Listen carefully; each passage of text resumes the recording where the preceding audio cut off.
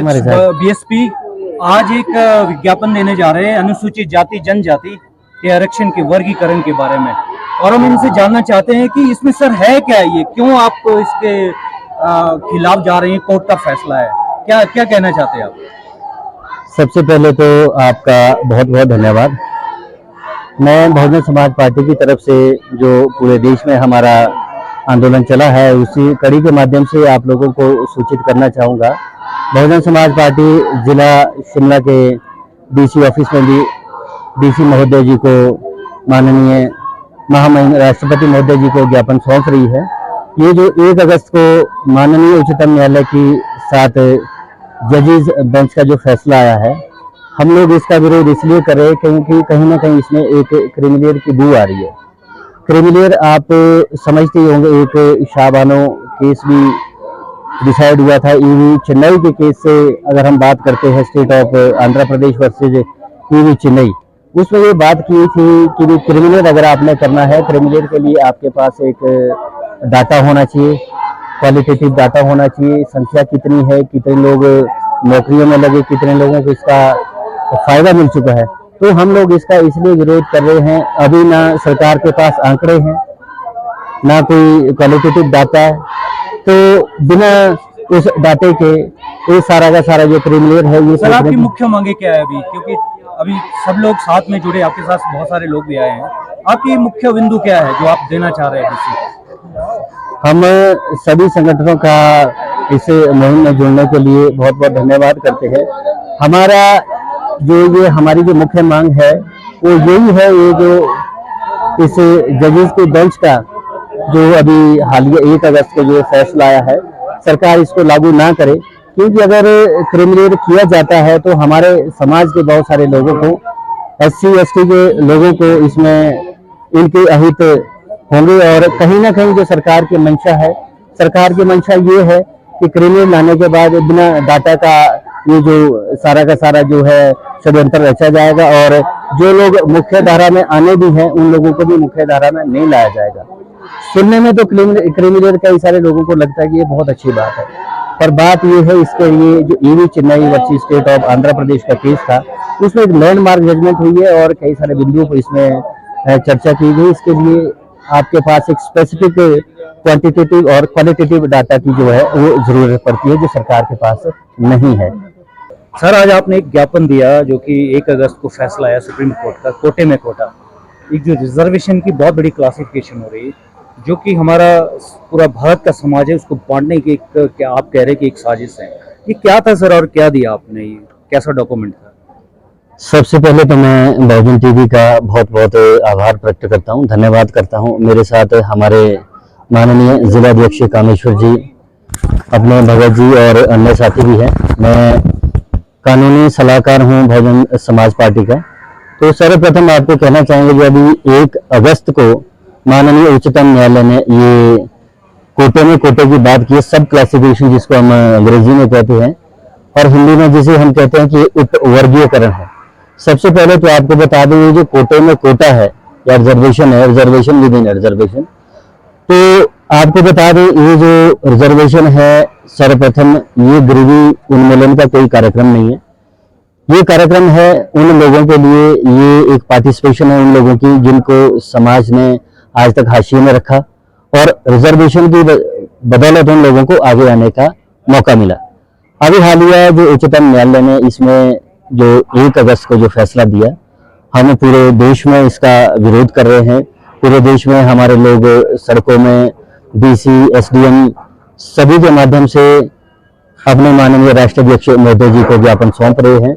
हम इसका इसलिए विरोध कर रहे हैं क्योंकि इसमें कहीं ना कहीं क्रिमिलेयर की एक बू नजर आ रही है। क्रिमिलेयर में अगर हम बात करें, क्रिमिलेयर जो OBC में लागू हुआ था वो आर्थिक आधार पे हुआ था, और उसमें बहुत सारी जजमेंट्स भी माननीय उच्चतम न्यायालय, माननीय कई उच्च न्यायालय में पास हुई है। उसमें से जो जजमेंट्स का आपको यहाँ थोड़ा सा इंटरप्ट करता हूँ, आप क्रिमिलेयर कह रहे हैं, मैंने थोड़ा सा ये देखा है कि जो कोर्ट कह रहा है कि जिनको आरक्षण मिल चुका है उनको नहीं मिलना चाहिए, ये क्या है सर? को आप थोड़ा सा बताओ सर इसके बारे में। ये जो क्रिमिलेयर की बात हुई है और जिन लोगों को कोटे की बात हुई है, जिन लोगों को रिजर्वेशन मिल गई है उनको नहीं मिले, तो क्रिमिलेयर के कंसेप्ट के लिए सबसे पहले तो आपके पास एक डाटा चाहिए कि किस वर्ग के किस वर्ग से किस पद पे कितने लोगों को नियुक्ति मिल चुकी है, कितने प्रशासनिक अधिकारी है, कितने क्लास 1 है, क्लास 2 है, क्लास 4 तक। तो इस प्रकार से कोई भी सरकार के पास डाटा नहीं है, तो हम इसलिए इसका विरोध कर रहे हैं। सरकार के पास आंकड़ा नहीं है, बिना आंकड़े के जो है सरकार ने ये प्रस्ताव जो है रखा, और सरकार के प्रस्ताव को कहीं ना कहीं माननीय उच्चतम न्यायालय के माध्यम से इस पे चोट करने की एक कोशिश की गई है। करीब देर के लिए हमारी जो बेसिक नेसेसिटी है, जो मूल हमारी जो जरूरत है, वो एक डाटे की है, जो सरकार के पास आज बिल्कुल भी नहीं मतलब है। आप ये कह रहे हैं कि जो अभी एक पॉपुलेशन का डाटा है SC/ST के अंदर कि कौन क्रीमी लेयर हैं, कौन पुअर हैं या कौन मिडिल, मतलब मैं कह सकता हूँ कि ये क्लासिफाई करने की कोशिश की है सुप्रीम कोर्ट ने। सर, सुप्रीम कोर्ट का ये एक ऑर्डर है, एक मैंडेटरी ऑर्डर है कि ये क्या है, किस तरह का है ये कि गवर्नमेंट स्टेट को दिया गया है कि आप इस पर कानून बनाओ, या संसद को ये बताया गया कि आप इसके कानून बनाओ? थोड़ा सा लोगों को बहुत कंफ्यूजन है सर, है क्या ये, थोड़ा सा बताओ सर। जी भारती जी, आपने बिल्कुल सही बात पूछी हमसे। ये जो माननीय उच्चतम न्यायालय ने जो अपनी इंटरप्रिटेशन दी है, या जिसको कह सकते हैं हम अपनी जजमेंट दी है, ये आर्टिकल 341 का जो अधिकार है वो राज्य सरकार को दिया गया है कि राज्य सरकार अब इसमें जो है अपना इंटरप्रिटेशन कर सकती है, लोगों को जोड़ सकती है। जबकि 341 जो अनुच्छेद हमारा है, उसमें छेड़छाड़ करने की जो पावर है वो माननीय राष्ट्रपति महोदय को है। राष्ट्रपति महोदय चाहे तो 341 अनुच्छेद का पालन कर सकते हैं या नहीं कर सकते। माननीय उच्चतम न्यायालय के बाद क्या होगा, 341 अनुच्छेद में राज्य सरकार भी अपना जो है इंटरफेरेंस कर सकती है, जो बिल्कुल संवैधानिक है। बिल्कुल सही है सर आपकी बात। आपका आज जो आपने ज्ञापन दिया, तो मैं भी आपके साथ कवर कर रहा था, तो ये जो आपका ज्ञापन है ये राष्ट्रपति तक पहुंचेगा और जरूर आपकी बात सुनी जाएगी। सर, आपने क्या ये डॉक्यूमेंट साथ में रखा है, क्या आप कहना चाह रहे हैं जरा? जी सर, हम आपको कहना चाहेंगे, बहुजन समाज पार्टी ने आज पूरे देश के साथ साथ आज जिला अधिकारी महोदय जी के माध्यम से माननीय राष्ट्रपति महोदय जी को अपना ज्ञापन सौंपा है। इसमें हमारा ये रोष प्रकट है कि जो माननीय उच्चतम न्यायालय ने 1 अगस्त को जो फैसला किया है, इसको उच्चतम न्यायालय जो वो वापस ले ले और केंद्र राज्य सरकार इसको बिल्कुल भी लागू ना करें। अभी हाल ही हमें हिमाचल प्रदेश सरकार से भी कई सारी मामलों में इसमें बातचीत करने का मौका मिला, और देखा कि सरकार के पास इस पर कोई भी आंकड़ा नहीं है। अभी सरकार इसको कब तक लागू करती है या नहीं करती है, वो एक बाद का विषय है। पर लोगों में जो सब कैटेगराइजेशन है, उपवर्गीकरण है, उसकी वजह से लोगों में आपसी द्वंद्व काफी पैदा हो रहे हैं। लोगों में मतभेद शुरू होना हो गए हैं, और कई सारे लोग जो है इस उपवर्गीकरण का, सब कैटेगराइजेशन सर, का। एक सवाल मेरा आपसे डायरेक्ट है, क्या कहीं सरकार का कोई ऐसा षड्यंत्र तो नहीं है कि इसको डिवाइड किया जाए चीजों को, और जैसे डिवाइड एंड रूल कह सकता हूं मैं, या आप कह सकते हैं कि एकदम SC/ST को तोड़ दो? बिल्कुल, ये कोई कॉन्स्पिरेंसी लगती है आपको इस तरह? बिल्कुल ये सरकार का बिल्कुल एक षड्यंत्र रखता है, माध्यम इसमें माननीय उच्चतम न्यायालय को बनाया जाता है। 1975 में सबसे पहले ये पंजाब से ये चीज शुरू हुई है। उस टाइम क्या हुआ था, जो रिजर्वेशन मिली थी, जो पूरा SC कैटेगरी का मिला, उसमें से 2 लोगों को जो 50% आरक्षण दिया गया था, इसमें मजहबी सिख थे और वाल्मीकि थे। उसके बाद 2004 में EV Chinnaiah versus state of Andhra Pradesh में ये कहा गया कि ये लोग होमोजेनियस लोग हैं। होमोजेनियस का मतलब है कि ये लोग एक ही कैटेगरी के लोग हैं और सताए हुए लोग हैं, इनको सब कैटेगराइज या उपवर्गीकरण नहीं किया जा सकता। इसके बाद कई सारी और भी जजमेंट्स आई, उसमें हम देखते हैं नागराज की जजमेंट आई, जर्नल सिंह वर्सेस लक्ष्मी एन गुप्ता की जजमेंट आई। इन सभी में ये बात हुई थी कि इनका उपवर्गीकरण नहीं हो सकता और इन लोगों को जो है सब कैटेगराइज नहीं किया जा सकता, क्योंकि ये लोग होमोजेनियस है, एक ही कैटेगरी के लोग हैं और सताए हुए लोग हैं। अगर इस तरह से जो है सरकार माननीय उच्चतम न्यायालय के आदेश को लागू करती है, तो इन लोगों में बहुत मतभेद पैदा हो जाएंगे, और जो लोग इसका बेनिफिट नहीं ले पाए हैं, उनका बेनिफिट फिर बिल्कुल भी नहीं आएगा। कहीं ना कहीं जो है आपसी मतभेद करने की, जो है मतभेद पैदा करने की सरकार की साजिश है। सर, अभी 3-4 स्टेटों में भी इलेक्शन होने जा रहा है, और ये सारा मुद्दा जो है बहुत ज्यादा मैं कह सकता हूँ कि पूरे देश में पूरी पार्टियां इसके विरोध में आ गई कि हम इसके खिलाफ हैं।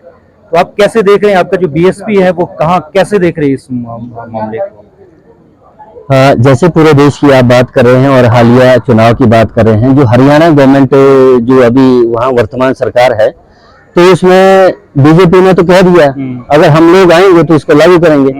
अन्य राज्यों में बहुत सारी गवर्नमेंट्स इसके विरोध में है। बहुजन समाज पार्टी ने भी जैसे 1 अगस्त को इसका फैसला आया, 4 अगस्त को माननीय बहन जी ने प्रेस कॉन्फ्रेंस की, पुरजोर इसका विरोध किया। फिर दूसरी प्रेस कॉन्फ्रेंस हमारी 10 अगस्त को हुई और उसके बाद जो है हमारी जो है कई राज्यों में मीटिंग हुई, राज्य स्तर में मीटिंग हुई, जिला स्तर पर मीटिंग हुई। तो कहीं ना कहीं हमारे साथ एक बहुजन समाज पार्टी के साथ साथ और जो पार्टियां भी हैं इस सब कैटेगराइजेशन का बिल्कुल पुरजोर से विरोध कर रही हैं। सर मैं आपसे एक आखिरी सवाल पूछता हूँ, कुछ आपने कहना हो तो आपने कहना। मैं सर आपसे एक बात ये पूछता हूँ कि गवर्नमेंट को क्या करना चाहिए, छांटना चाहिए कि डेवलप करना चाहिए उन लोगों को जो आज तक डेवलप नहीं हुए, जो आज तक जहां तक गवर्नमेंट की स्कीमें नहीं पहुंचती है, गवर्नमेंट की योजनाएं नहीं पहुंचती है। और मैं कह सकता हूँ जितने भी बहुजन के लोग हैं उसने पूरे देश को बनाया, पूरे देश को संभाल रखा है, पूरे इंफ्रास्ट्रक्चर को डेवलप किया हुआ है। तो उन लोग को डेवलप करना चाहिए कि जो कि ग्राउंड पर है अभी लोग, जिनको वो चीजें नहीं पहुंची है, जिनको एक पूरी तरह से रिजर्वेशन नहीं पहुंची है, जिनको एजुकेशन की नीड है सबसे ज्यादा। तो गवर्नमेंट क्या करने जा रही है अभी, कौन सी ये चीजें कहाँ उलझा रही है लोगों को? जी भारती जी, मैं पहले ही आपकी इस प्रश्न का लगता है जो डिवाइड करने की बात है, पहले तो रिजर्वेशन के ऊपर कहना चाहूंगा ये कोई गरीबी उन्मूलन कार्यक्रम नहीं है। अब रही गवर्नमेंट की बात, गवर्नमेंट की कहीं ना कहीं तो मंशा रहेगी जो माननीय उच्चतम न्यायालय का जो फैसला आ गया अगर उसको लागू करती है सब कैटेगराइजेशन होगी। आज जो 6-7वें नंबर में किसी SC भाई का या ST भाई का नंबर आ रहा है, वो नंबर शिफ्ट होकर हमारे 16वें नंबर में भी चला जाएगा। उन लोगों की रिप्रेजेंटेशन जो आज हो रही है उसके अकॉर्डिंग नहीं होगी।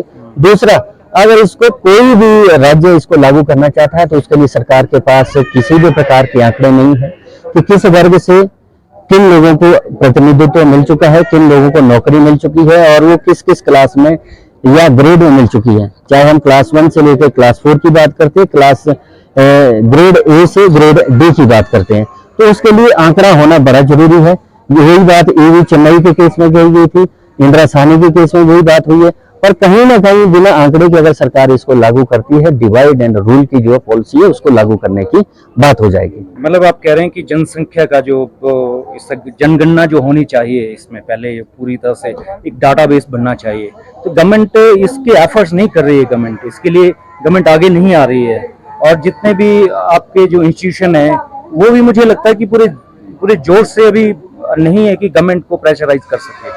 अब मैं बस आखिरी में सर मेरा एक लास्ट यही सवाल है सर, मैं जैसे आपने कहा कि भाई सरकार के पास जो आंकड़े की बात कही है वो है कि भाई अगर किस स्पेसिफिक कैटेगरी से लोगों को कितनी जॉब्स मिल चुकी हैं। रही यूनिवर्सिटीज की बात, बहुत सारी यूनिवर्सिटीज के हमारे पास आंकड़े हैं। अब जैसे हिमाचल प्रदेश विश्वविद्यालय जिस हिसाब से SC की रिप्रेजेंटेशन होनी चाहिए, जो परसेंटेज हमारे यूनिवर्सिटी में उतनी हमारे एडमिशन नहीं हो रही है। चाहे हमारे पास एग्रीकल्चर यूनिवर्सिटी है, हॉर्टिकल्चर यूनिवर्सिटीज है और जो अन्य संस्थान है IITs है, IIM है, हमारे पास प्रोफेसर भी वहां नहीं है, स्टूडेंट्स ही नहीं है। तो ये आंकड़े सरकार के पास नहीं है। बिना इस आंकड़े के जो है सरकार इस चीज को अगर लागू करती है कहीं ना कहीं एक खतरनाक एक पॉलिसी होगी। हमारे रिप्रेजेंटेशन अभी एडमिशंस में नहीं है, हमारे पास डॉक्टर्स उतने नहीं है, हमारे पास प्रोफेसर उतने नहीं है, जिस हिसाब से ये सब कैटेगराइज से जो है इस पॉलिसी को इम्प्लीमेंट करने की कोशिश की जा रही है। तो उस आंकड़े की सर मैं आपसे बात कर रहा था, वो आंकड़े हमारे पास होने चाहिए, कितने लोग जॉब्स में है, कितने लोगों को एडमिशन मिल रही है, उन आंकड़ों की मैं बात कर रहा हूँ जो सरकार के पास आज नहीं है। बिल्कुल दर्शकों, आज हमने पूरा समझा कि ये है क्या, एक्ट क्या है और किस तरह से डेवलपमेंट हो रही है और किस तरह के आज ज्ञापन दिए गए हैं। तो सारी चीजें हमारे सैनी साहब से हमने समझी और ये बहुत जरूरी था समझना कि क्योंकि लोगों को इसका आगे तक ये इन्फॉर्मेशन नहीं जा रही है। जो ग्रास रूट लेवल के लोग हैं हमारे, जो जिन लोगों को मालूम ही नहीं है कि हो क्या रहा है देश में, तो शायद लगता है कि ये मैसेज जरूर हमारे बहुजन लोगों तक पहुंचेगा। नमस्कार। नमस्कार जी, बहुत बहुत धन्यवाद।